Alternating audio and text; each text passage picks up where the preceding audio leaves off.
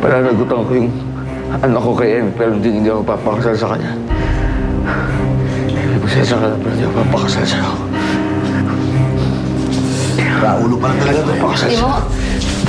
Kimo! Awat na Kimo! Diba? Nag-iinit pala ako, awat ka na awat. Tama na! Halos patayin mo na yan eh! Matibay ka yan sa akin. Patulog lang yan. Benji? Benji? Benji? Benji? Benji? Wala dito ang magaling mong anak. Sabi po niya kasi pupunta raw siya sa inyo rito para umiram ng pera. Ano? Hihiram ng pera? Nakita mo? Nakita mo kung ano itsura ng bahay namin? Siguro naman nakikita mo kung anong itsura ng kalagayan ng pamumuhay namin. Wala kaming kapera-pera. Hindi ba? Naghirap kami. Mula nung itambak mo sa akin ang mga anak mo. Lola, sila pa kaaway niyo? Wala, masok ka na sa loob. Pasok na. Nay, kanino ang anak yun? Wala ka nang pakialam kung kaninong anak yung batang yon. Alam ba magtotongits ako ngayon? Nambubwisit ka eh. Baka balasin pa ako.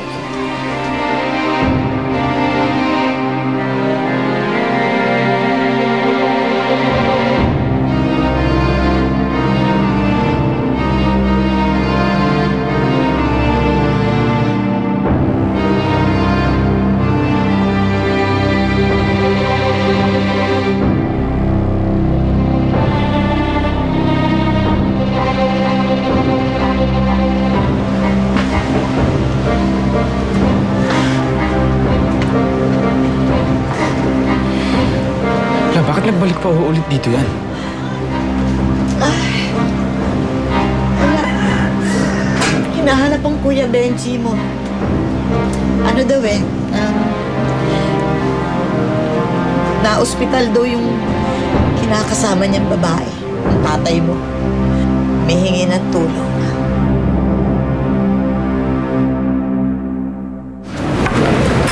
Oh, dahan-dahan naman. Alam mo, simula kagabi, hindi ba pinipikit yung mga mata mo? Wala, Dese. Hindi ko talaga mapipikit yung mga mata ko at hindi ko kayang gawin yun. Si Benji, alam ko, gumagawa siya ng paraan para tulungan ako, para makagawa ng paraan para kay inay. Dapat yun din yung gawin ko, kaya kailangan bilisan ko yung mga kilos ko, kailangan makahanap ako ng paraan. Alam mo, Desa, alam ko paulit-ulit na ako, pero kailangan ko na talaga isanla yung bahay ni Nanay Bibi para tapos na lahat.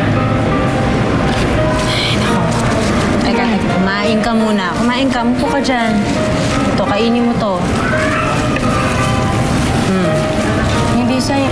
Hindi. Kumain ka muna. Tapos, alam mo kasi baka mag-collapse ka sa daan eh. Ganito na lang.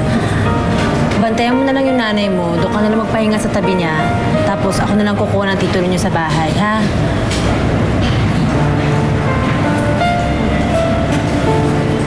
Salamat, Desa. Kaibigan talaga kita.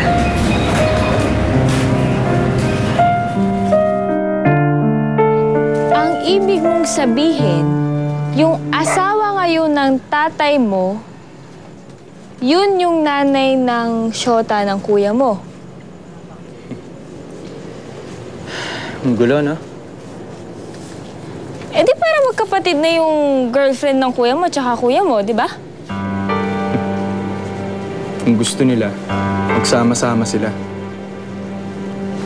Basta ako ayoko sa kanila. Sabi nga ng lola ko yung bago daw asawa ng tatay ko na ospital eh. Buti nga sa kanila. Sama mo naman. Buhay pa naman yung tao. Pati ba naman ikaw makikipagdebate ka sa akin dito sa problema ko? Kilisit ko nga unang hininga to eh, pero mas tripa niyang awayin ako eh. Pagsilosan ka ba naman? Di ba magkaibigan lang tayo?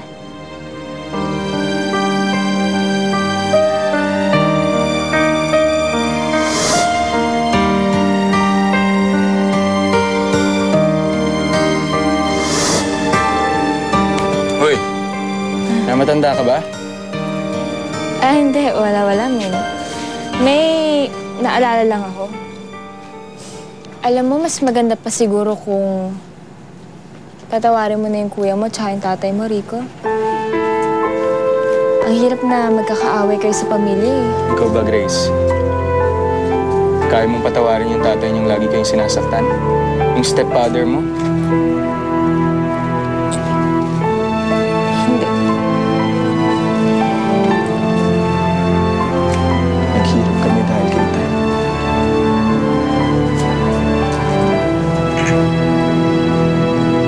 Hindi ko siya mapapatawad.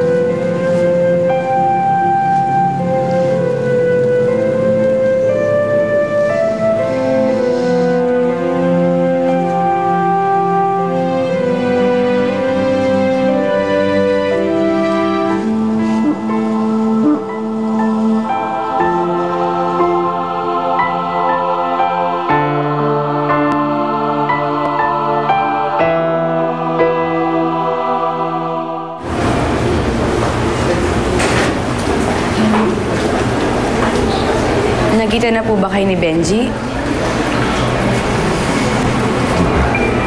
Eh, bakit po hindi kayo pumapasok sa loob? May ibang tao pa dyan eh. Babalik na lang siguro ako mamaya.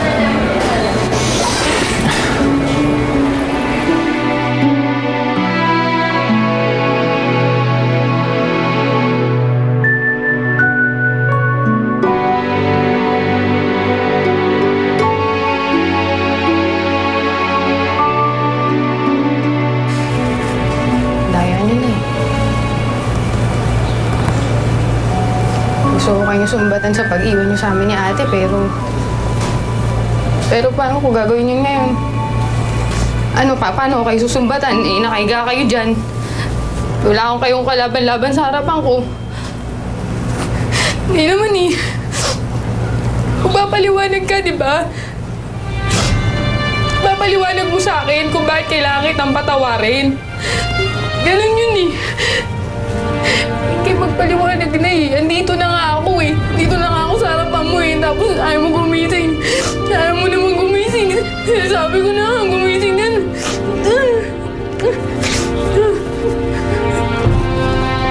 Na hindi kayo dapat mabatay kasi marami pa akong tanong na kailangan nyo sagutin. Marami pa eh. Ang dami ko bang... Narinig mo ba ako? Nay! Nay! Nagising na. Hindi nakakatuwa. Kakainis ni ate. Naririnig kayo, Monica. Nagising si inay. Magiging maayos ang lahat.